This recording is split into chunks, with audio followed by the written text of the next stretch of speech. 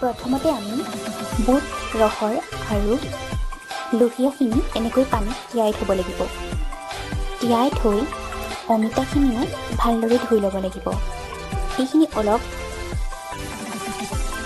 1 ঘণ্টাৰ কাৰণে এনেকৈ ৰাখিব লাগিব।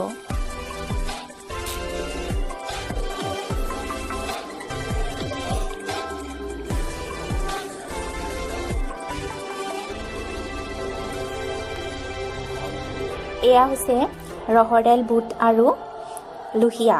এইখিনি পানীত তিয়াই থোৱাৰ পাছত দেখা পাইছে আপোনালোকে ৰহ ফুলি ফুলি গৈছে। এনেকুৱা হ'লে সিজাওঁতে অলপ সুবিধা হয়। ঠিক তেনেকৈ আমি ইয়াত অমিতা কাটি লৈছোঁ। এতিয়া আপোনালোকে দেখিবলৈ পাইছে ৰহৰ দাইল আৰু বুটৰ দাইলখিনি আমি কুকাৰত দি দিছোঁ। ঠিক তেনেকৈ আপুনি যিমান পৰিমাণৰ পানী দৰকাৰ হয় আপোনালোকে সিমান পৰিমাণৰ পানী ইয়াত দিব পাৰে। মই আধা পৰিমাণৰ পানী ব্যৱহাৰ কৰিছোঁ, মানে এটা মগত আধা পানী ব্যৱহাৰ কৰিছোঁ। তাত অনুসৰি আপুনি নিমখ ইয়াত দিব লাগিব। কুকাৰটো আমি চিটি অহালৈকে, এটা বা দুটা চিটি অহালৈকে আমি তুলি দিম।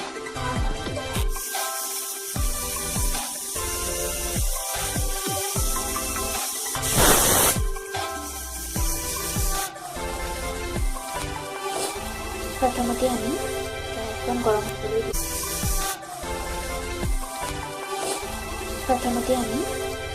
গৰম হ'বলৈ দিম।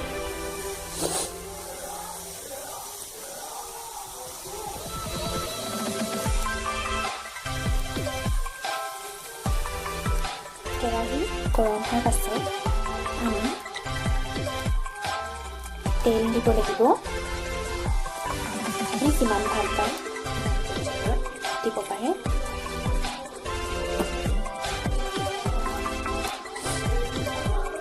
তেলটো আমি গৰম হ'বলৈ দিম। তেলটো গৰম হৈ গৈছে। এতিয়া আমি নহৰু দিম।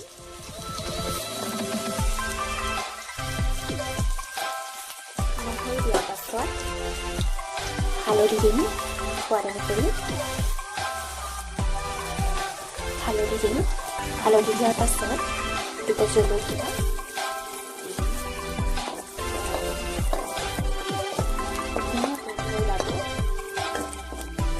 নহৰুখিনি যেতিয়া অলপ কলা নিচিনা মানে ৰঙচুৱা নিচিনা হৈ যাব, তেতিয়াই আমি কুকাৰত সিজোৱা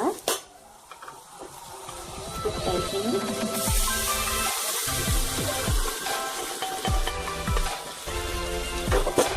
দেখিবলৈ পাইছে।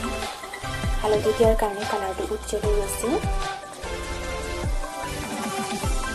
অলপ লৰাই দিম আমি। ৰঙচুৱা নিচিনা হৈ যাব, তেতিয়াই আমি কুকাৰত সিজোৱা বুট দাইলখিনি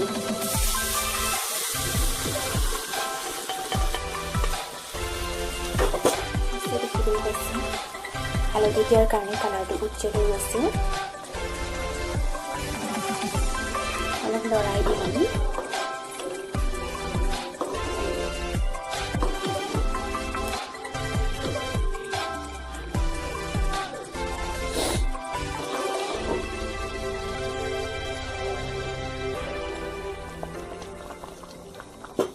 এতিয়া গেছটো অলপ বঢ়াই দিব।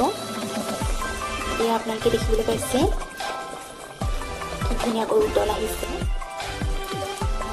দৰকাৰ হ'লে আপুনি এচকল অমিতা আপুনি এনেকৈ ছাইডত ভাঙি চাব পাৰে। এয়া দেখিছে ধুনীয়াকৈ সিজি গৈছে। এইখিনি এতিয়া তৈয়াৰ হৈ গ'ল। গৰম গৰম ৰুটিৰ লগত পৰিৱেশন কৰিব পাৰে। এতিয়া ভিডিঅ'টো চাই কেনে পালে নিশ্চয় জনাব, আৰু লগতে কাষতে থকা বেল আইকন আৰু ভিডিঅ'টো ছাবস্ক্ৰাইব কৰিবলৈ নাপাহৰিব। ধন্যবাদ।